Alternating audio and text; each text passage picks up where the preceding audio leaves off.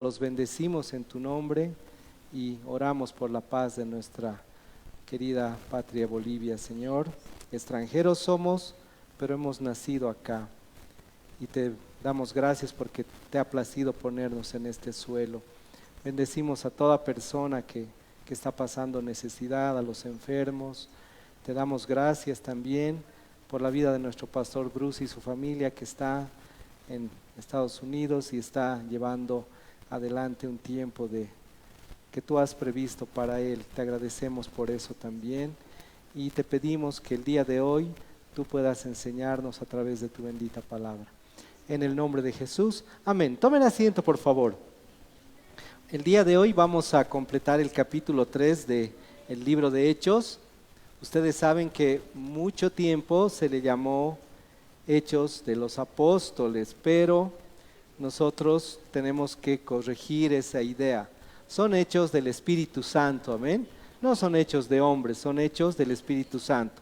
Entonces hoy vamos a continuar, no sin antes hacer un repasito. Hemos visto el milagro que Pablo y Juan hicieron al ingreso del templo llamada La Hermosa, ¿no es cierto? Habíamos visto que un cojo de nacimiento fue sanado.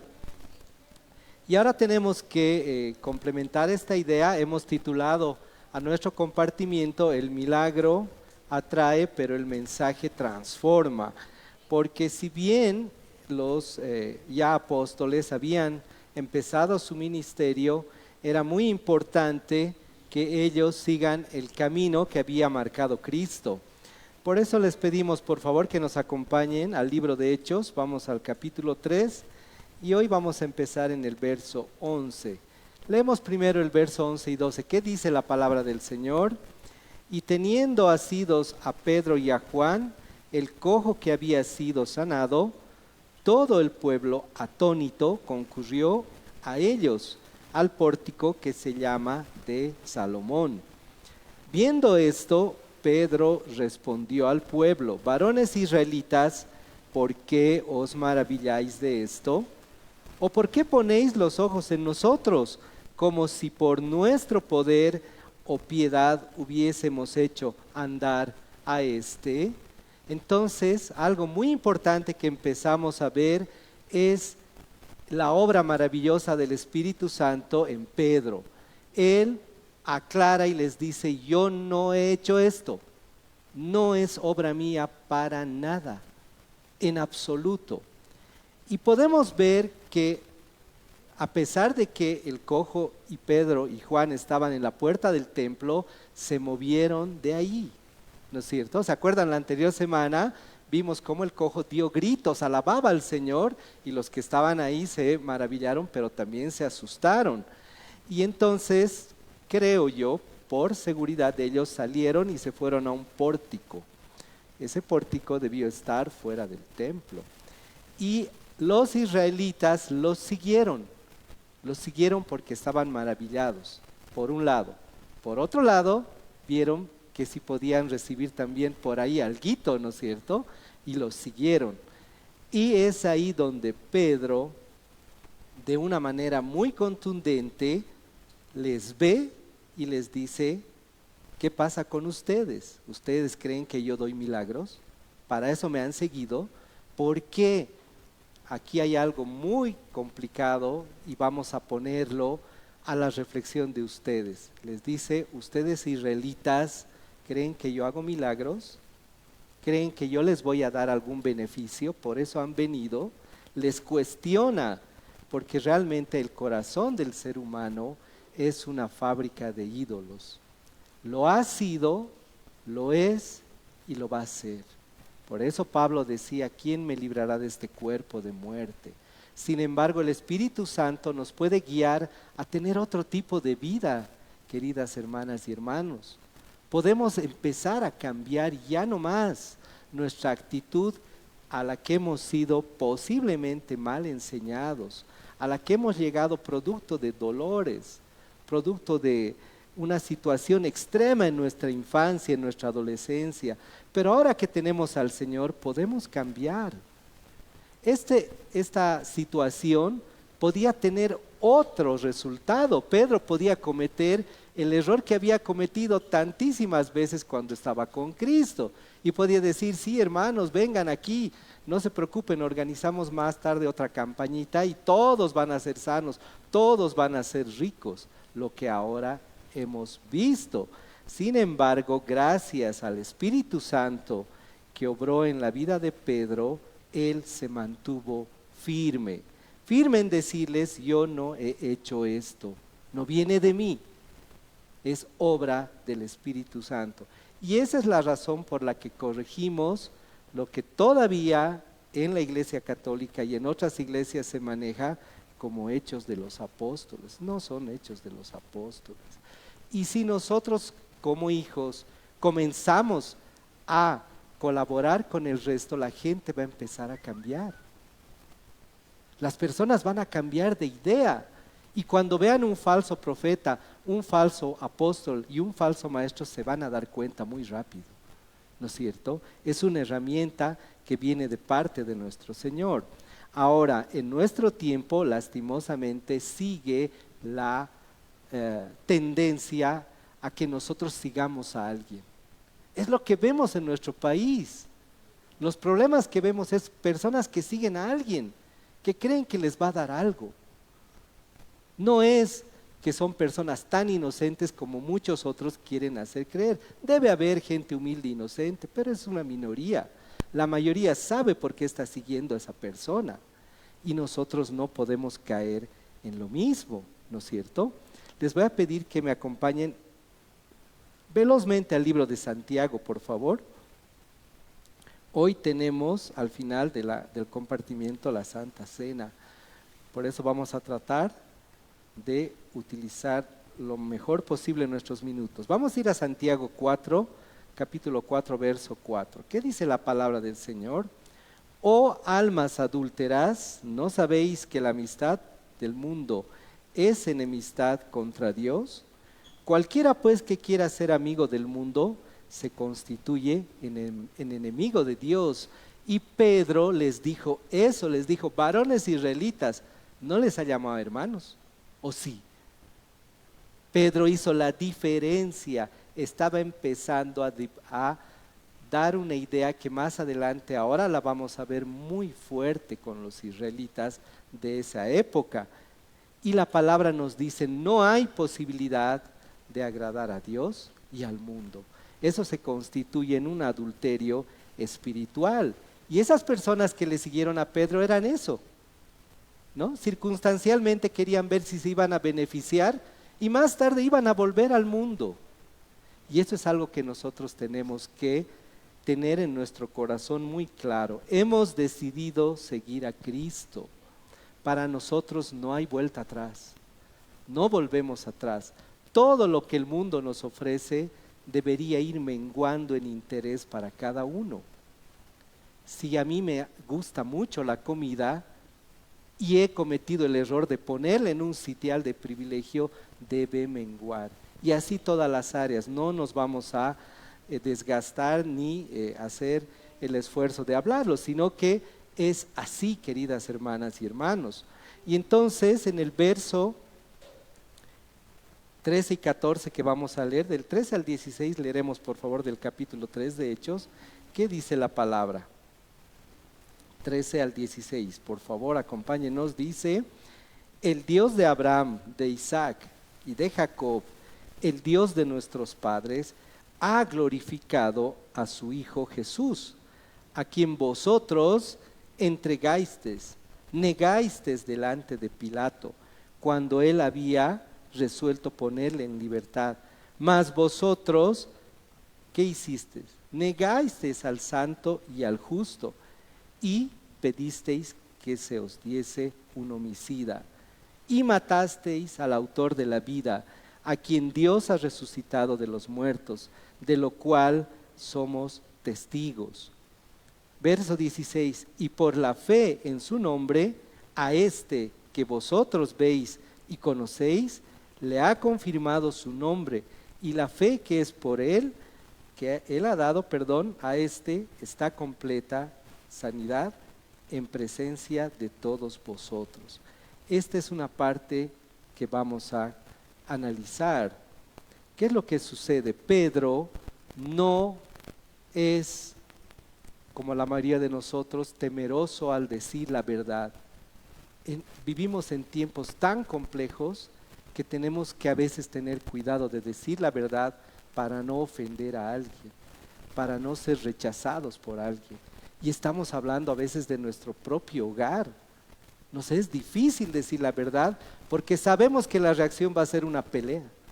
Sabemos que se nos avecina un conflicto, ya sea con nuestra esposa, nuestro esposo, nuestros hijos que están en la adolescencia, que están en la infancia, que están en la juventud, que tienen problemas. Entonces preferimos callar. Y eso es, tenemos que ser honestos al decirlo. Pedro no, la llenura del Espíritu le llevó a decir: ustedes, israelitas, lo que la gente dice, cuidado con maldecir a Israel. No, esto no era maldición. Les estaba diciendo la verdad de la vida. Ustedes al autor de la vida lo han matado. Porque es cierto, Pilato era romano. ¿Y qué les dijo? Yo no encuentro delito en este hombre. No encuentro nada de malo. Pero ellos insistían: danos al delincuente, danos al delincuente. A él lo queremos. ¿Se dan cuenta la ceguera espiritual lo que hace? Ya no estamos hablando de Israel, estamos hablando de Bolivia. Miles de personas ciegas espiritualmente. ¿Y por qué? Ahí yo debo hacer mi análisis. Yo no estoy haciendo mi trabajo. Ni siquiera en mi casa, ni siquiera en mi barrio, ni en el lugar donde el Señor me ha puesto. Porque debería haber personas que hayan llevado el mensaje para que estas personas no estén en semejante ceguera espiritual para los conflictos que vivimos. Y yo me arriesgo a que me digan: ¿por qué tú haces esa comparación? Porque está a la vista. Está a la vista, hermanos. Y Pedro les dijo, les recapituló quién hizo el milagro: el Dios de Abraham, refiriéndose al Padre, el Dios de nuestros padres, ese Dios que un tiempo se dignó a caminar junto, por ejemplo, a Moisés, ¿no es cierto? Andaba con Job, ese Dios que luego por el pecado del hombre tuvo que apartarse, porque Él es 3 veces santo, no resiste el pecado.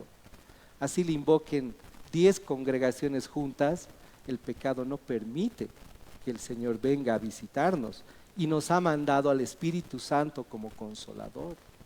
Entonces muchas personas que dicen: vamos a invocar, van a venir, están invocando en vano, porque el Señor ya ha determinado sus tiempos, las cosas que va a hacer para sus hijos.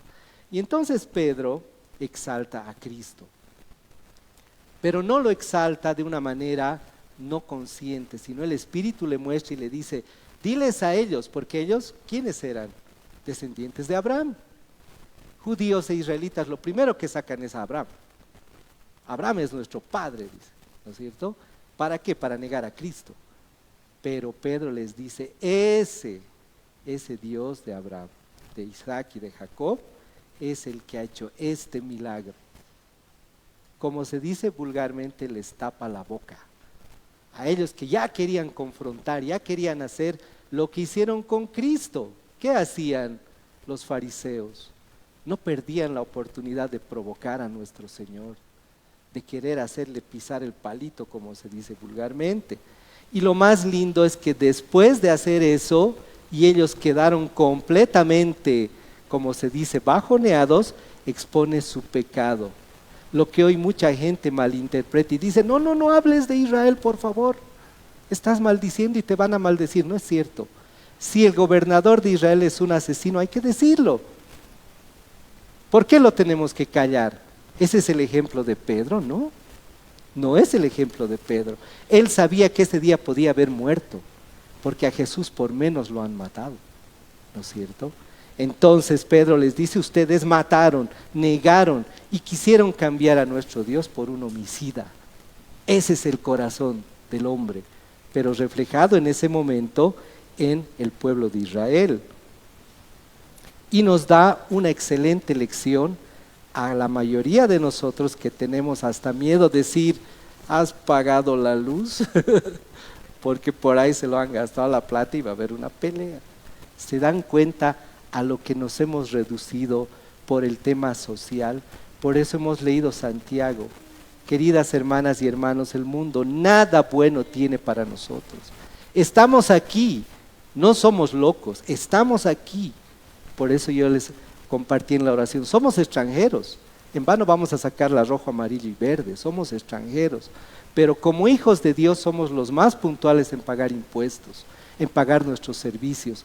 Ese es nuestro testimonio. De nada sirve sacar la bandera. Si yo en mi día a día soy un mal testimonio, peor estoy haciendo eso, sacando una bandera, porque lo primero que la gente dice, ¿eres cristiano? ¿Pagas impuestos?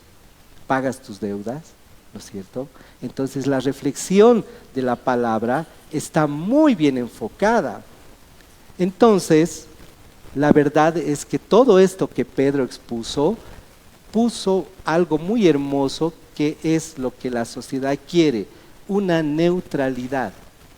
Los israelitas hubieran querido que les digan, no, tranquilos, ya sabemos que se han arrepentido. Mentira, ellos nunca se arrepintieron.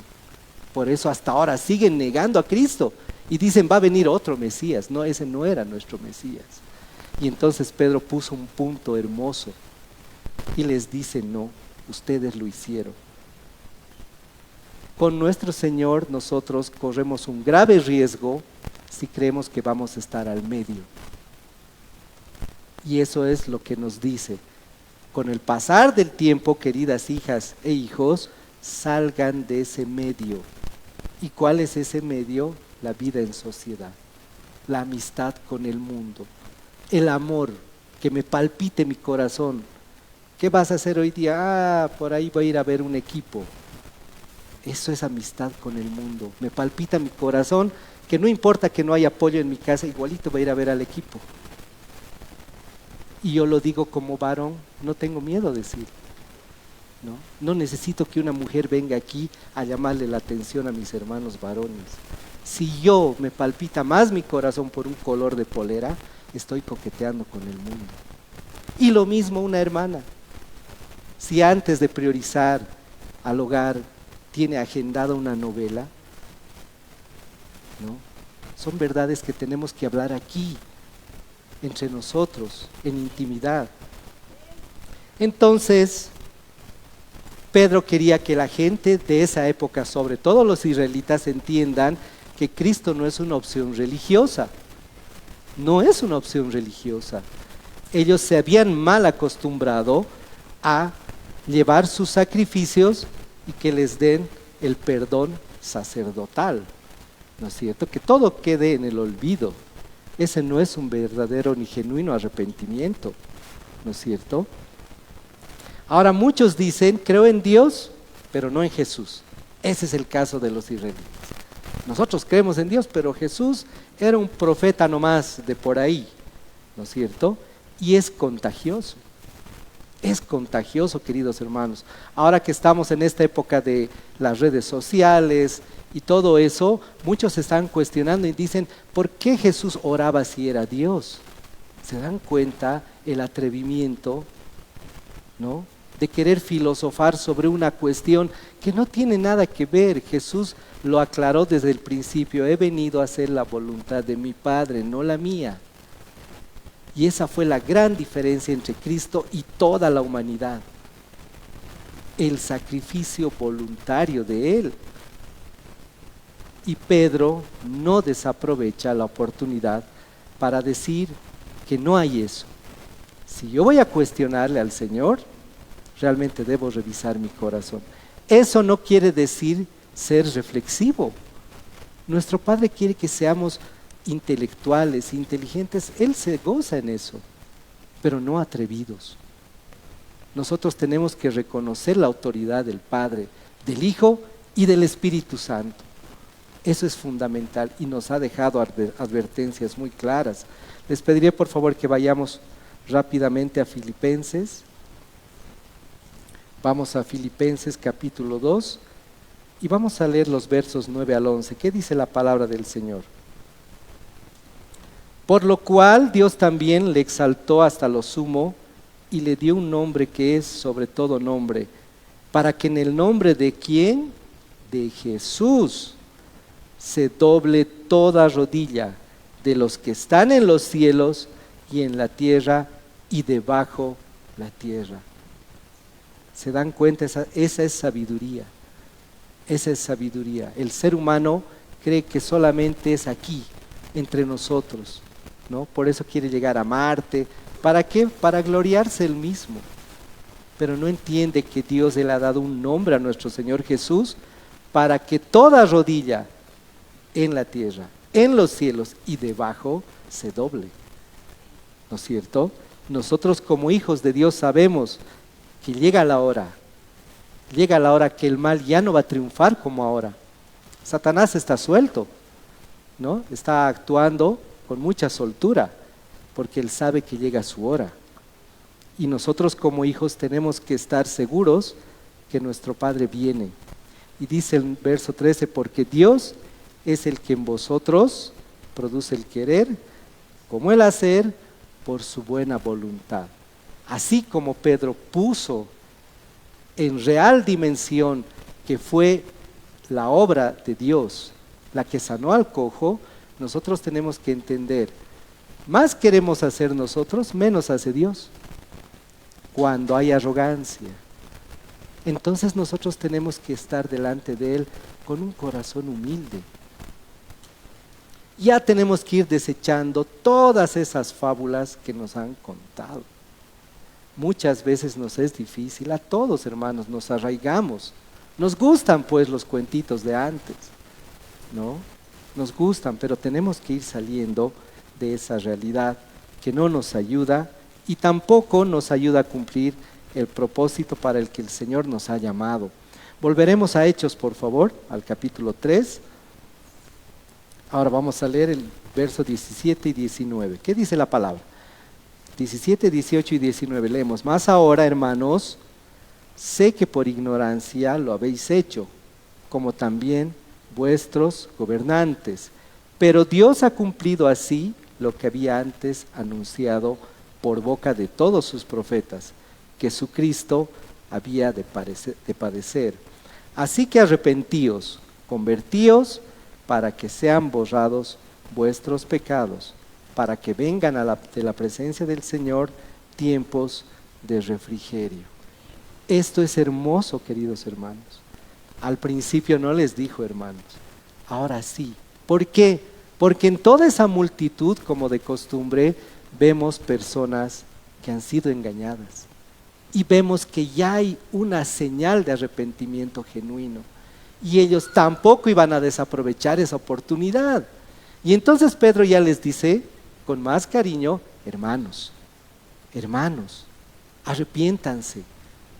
No lo dejen así. Y nosotros como creyentes, como hijos de Dios, nuestro diario vivir debe consistir en la noche un periodo de evaluación. ¿En qué me he equivocado hoy día? ¿Qué he hecho mal? ¿A cuánta gente he ofendido? ¿Qué he hecho que no le ha gustado al Señor? ¿Cuánto he avanzado en mi vida de fe? ¿Cuánto he leído de la palabra? Y arrepentirnos. Ese llamado es diario. No es semanal, no es quincenal, menos mensual. Y a eso nos han habituado. A decir, ya vas a ir, este domingo es tercer domingo del mes, te toca ir a la iglesia. No los estamos criticando. Pero saben, hermanos, nosotros no nos congregamos a la fuerza. Aquí nadie les va a obligar. Él debe venir del corazón, de la necesidad. Una necesidad como tenemos la necesidad de ir a trabajar. ¿Qué van a hacer mañana la mayoría de los que trabajamos? ¿Alguien nos tiene que obligar? ¿Alguien nos tiene que reflexionar? ¿Por qué tiene que ser así en la fe? ¿Por qué tenemos que romper tantas barreras en la fe? Ya pues hermano, congregate, ya pues haz esto. No debería ser así. Si genuinamente amamos al Señor, tenemos pues una necesidad fuerte de saber lo que Él tiene para nosotros. Entonces Pedro les dice, ya en el verso 18, pero Dios ha cumplido así lo que había antes anunciado. El Antiguo Testamento justamente que ellos, los israelitas, les encanta manejar, ahí están los profetas. Y los profetas que dijeron lo que iba a pasar con Cristo. Qué raro que yo maneje unos textos, pero no me apegue a lo que decían que va a suceder, ¿no es cierto? Es muy extraño. Entonces Pedro aprovecha y les dice, ya Dios había anticipado lo que iba a pasar con Cristo, que iba a sufrir. Y les dice, no me extraña lo que ustedes han hecho. No estamos extrañados, no estamos sorprendidos, porque sabíamos que lo iban a hacer y era necesario. Y eso es tema de otro compartimiento. Así que arrepentíos y convertíos para que sean borrados vuestros pecados. Y vengan de la presencia del Señor tiempos de refrigerio. ¿Esto se puede aplicar a nuestros días? Por supuesto. No es la idea de este compartimiento, pero sí se puede aplicar. Cuando hay un genuino arrepentimiento, no estamos, Señor, ¿hasta cuándo no va que caiga un rayo, que no sé, como Moisés, qué va a pasar? ¿Por qué tanto nos dejas sufrir? Eso no es un genuino pensamiento. Si nosotros nos arrepentimos, yo les aseguro que el Señor va a traer tiempos de refrigerio. Ya están en camino esos tiempos de refrigerio. Amén.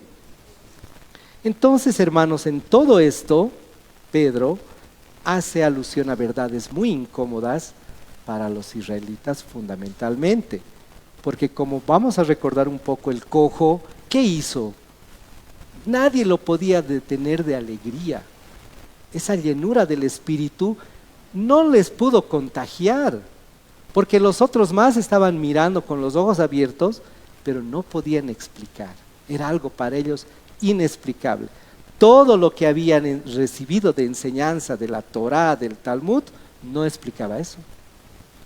Porque como lo niega Cristo, ¿cómo van a entender lo que había sucedido? Que de la nada una persona que no podía caminar de nacimiento había sido sanada. Había sido sanada. Y en ese grupo les aseguro que había muchos enfermos de diferentes situaciones.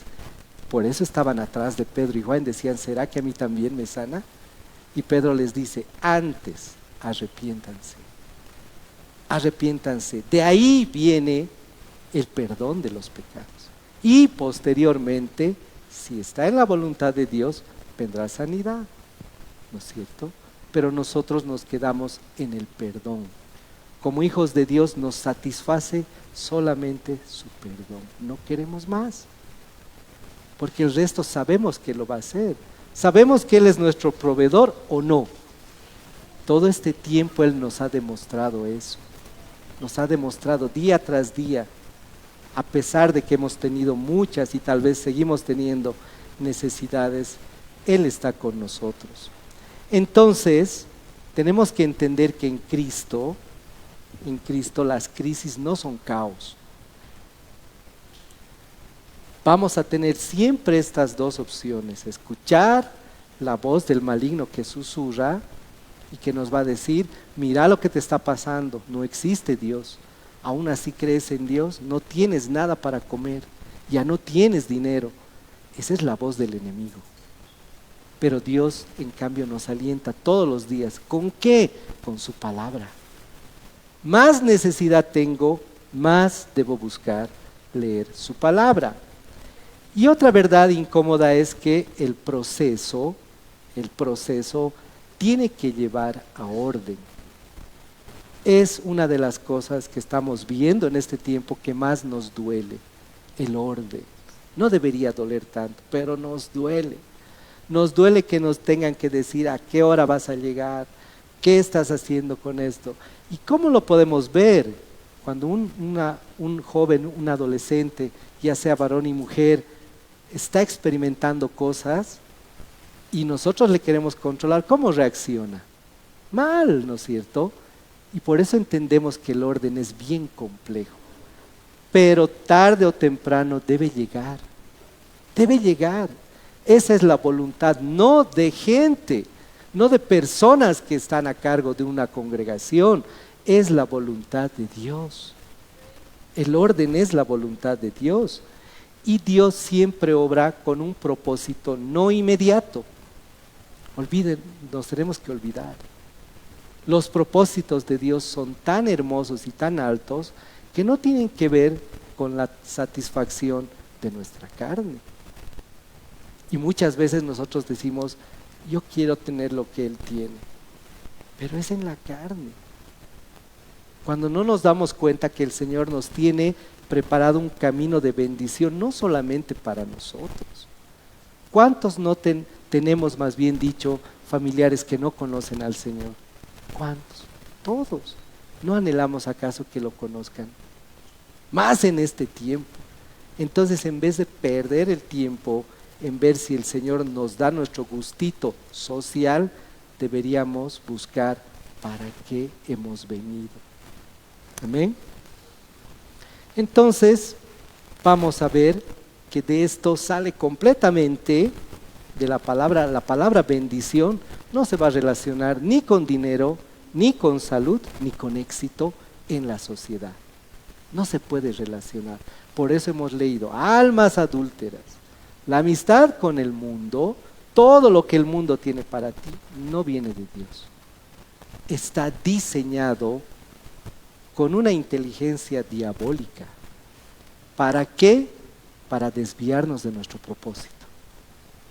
Para que todos los días, en vez de crecer en la fe, nuestra carne crezca. ¿Cuál es el fin? Satanás también sabe que Dios viene cualquier rato. Nosotros somos los que nos descuidamos. Y por alguna razón queremos creer que va a ser en 10 años, en 15 años, que todavía puedo hacer, no sé, un negocito, o puedo hacer estito u otra cosita, pero nos olvidamos que debemos prepararnos para su venida. Y la venida de nuestro Señor no va a ser en las partes que alguien le dé la gana. Muchos están dividiendo en partes la segunda venida. Va a ser el arrebatamiento, va a ser la segunda venida, va a ser el Armagedón. Eso no importa. Lo importante es su venida. Que Él nos lleve antes o después no es importante. Lo importante es que lo estamos esperando. ¿O no? Entonces tenemos que concentrarnos en las cosas que son de bendición. Ya vamos a ir avanzando, por favor acompáñennos al verso 25 y 26. Espero no saltarme. No, versos 20 al 24 vamos a leer. Ya me estaba saltando, ¿no? Gracias, hermano. Dice el verso 20.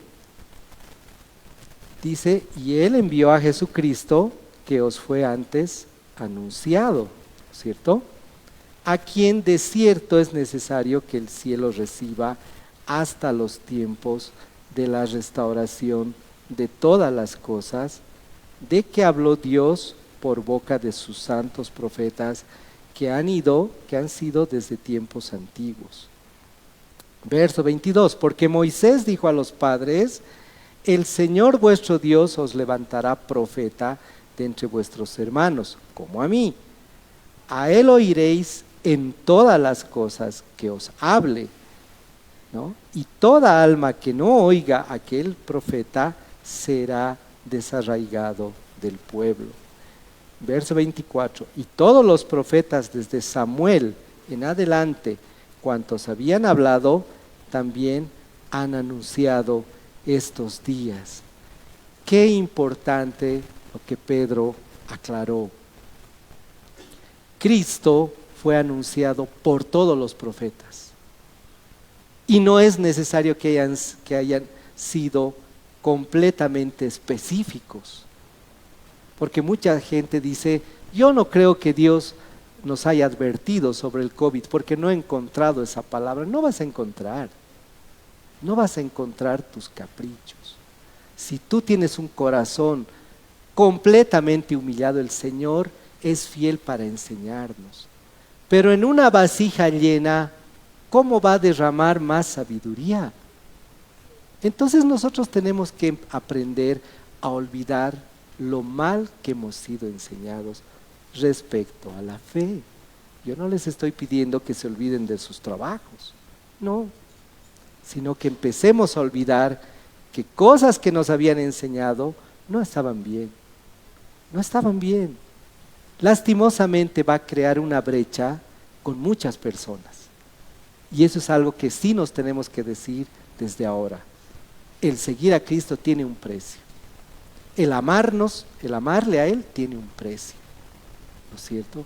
Pero no estamos solos, siempre vamos a encontrar a alguien que nos acompañe. Aún en esa caminata vamos a tener que ser nosotros humildes. Por eso el Señor decía, aprended de mí, que soy manso y humilde. Amén. Entonces, todo ya estaba determinado por Dios. No hay improvisación en esto, ¿no es cierto?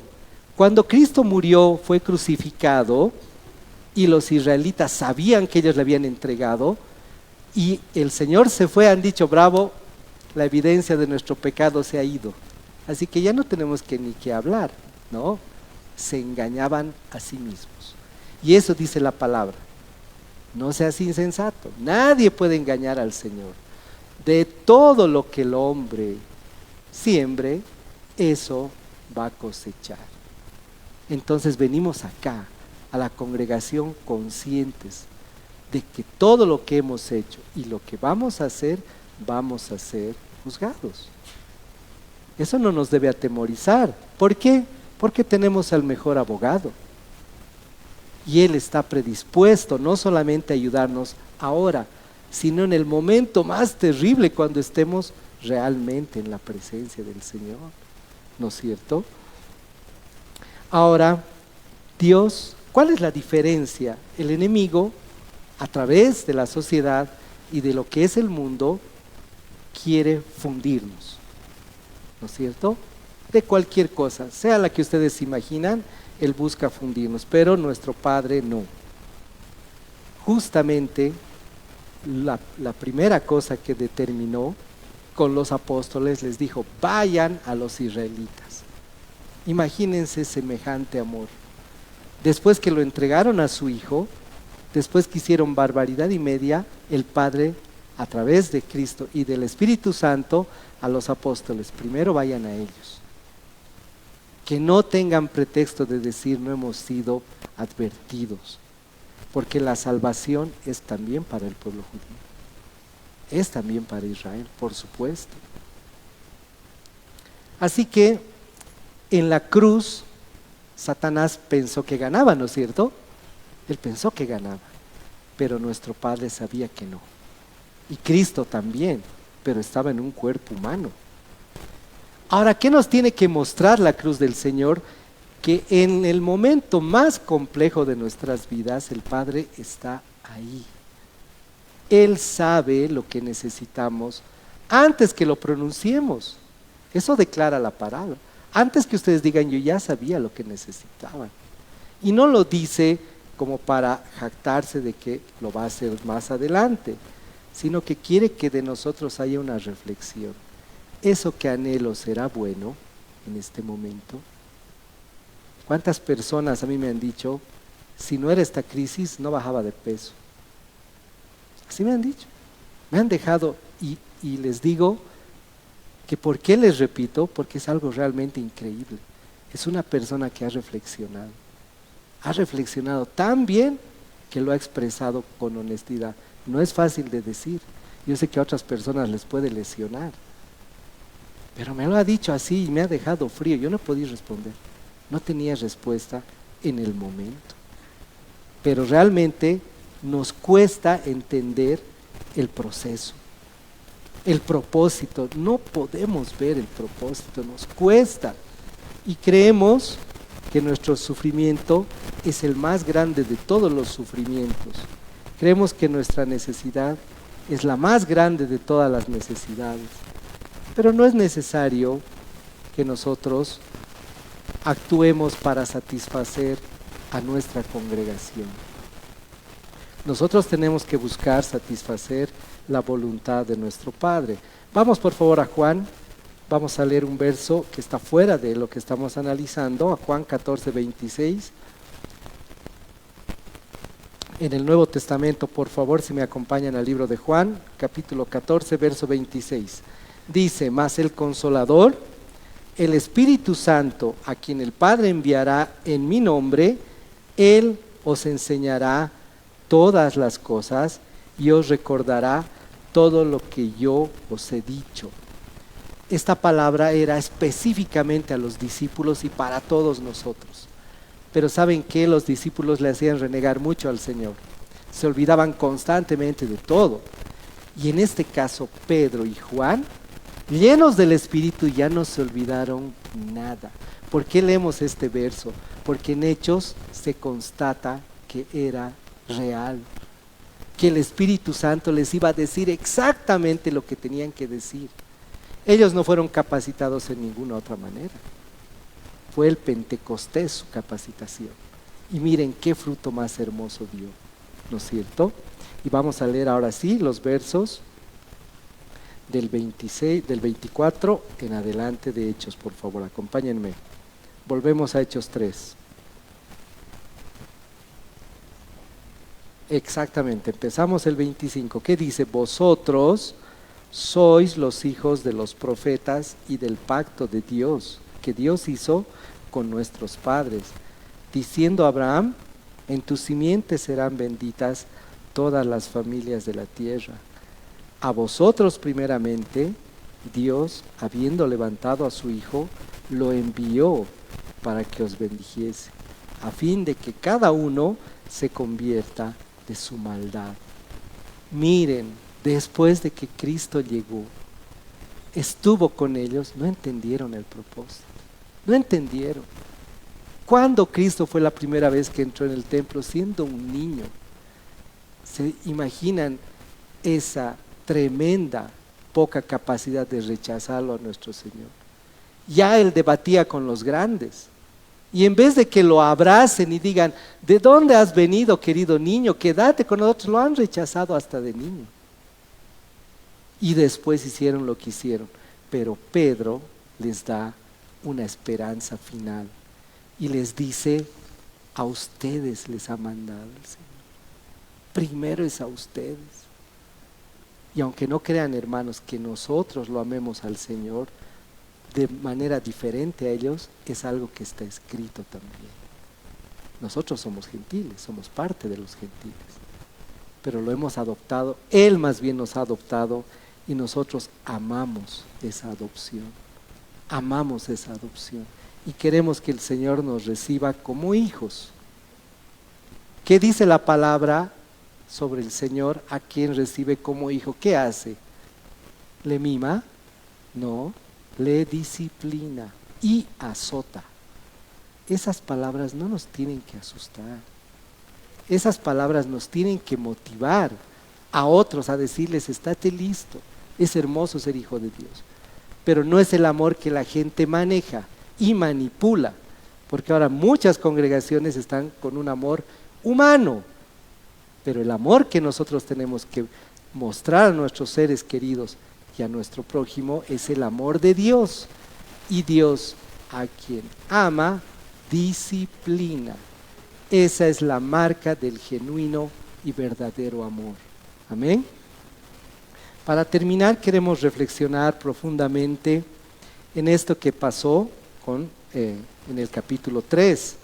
Después de haber expuesto el pecado, después de haber visto un contraste en la vida de los israelitas, ¿no es cierto? Él les llamó a arrepentimiento.